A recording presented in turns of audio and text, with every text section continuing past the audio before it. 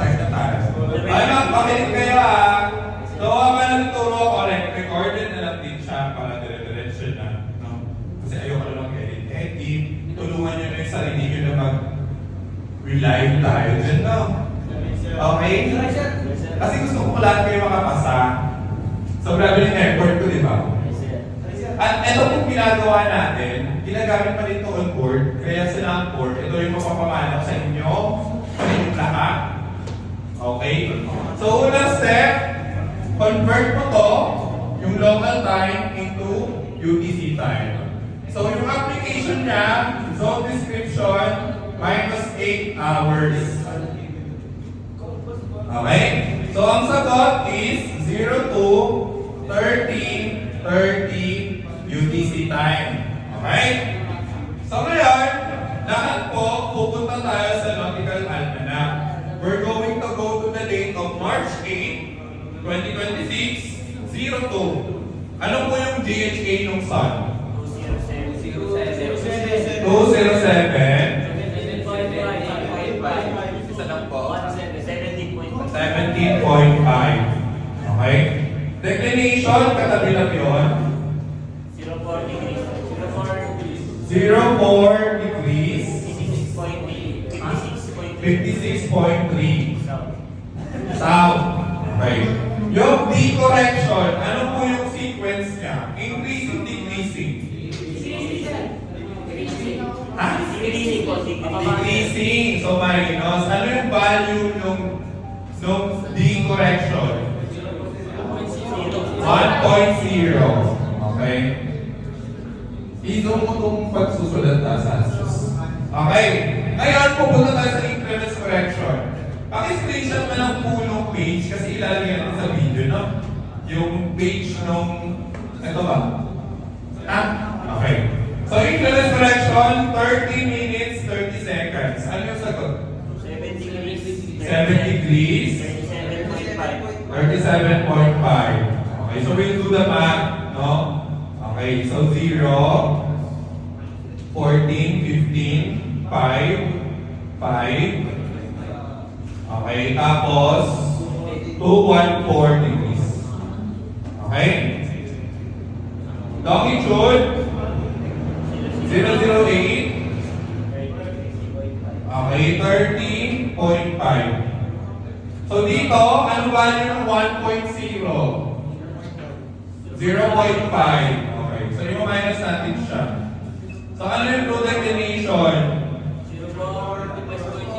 56.3 minus 0.5. 55.8 minutes south. Okay? Ngayon, ano gagawin dito? Longitude east. Okay. O add. East kasi ito eh. O add. Ano po sagot? 2 to 3 degrees.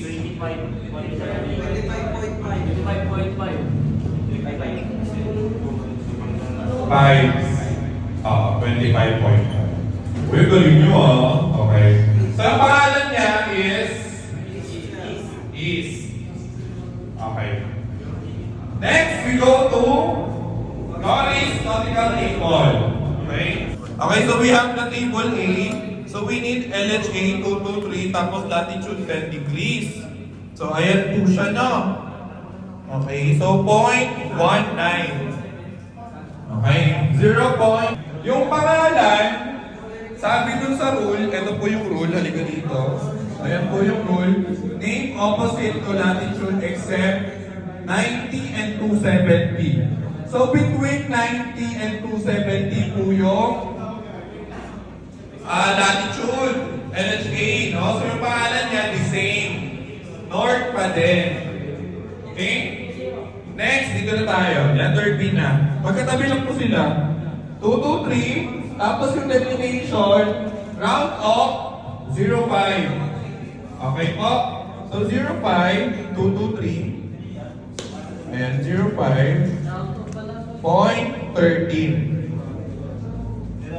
Okay, point 13. 0.13. Same name, south. Okay? So pagkatapos ito, different name minus natin siya. So, ang sagot is 0.06. Okay? So, kung ano yung mas mataas, yun yung first name. North. Okay? Ito yung pangalawang name. East. Ngayon, table C. Okay? Punta tayo sa table C. Nandito yung table C natin. Okay? So, ayan po, 0.06. Yan yung table C.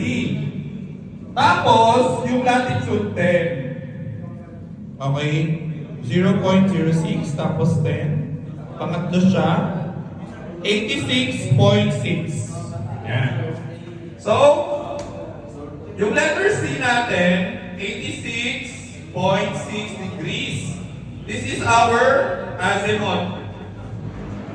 So sabi, sa quadrant, kasi yung pangalan, northeast, the same. So 86 pa din. Yung true bearing. Okay? Ngayon, pupunta na po tayo dito sa Sanchez sa correcting and uncorrecting ni compass. No? 86.6 degrees.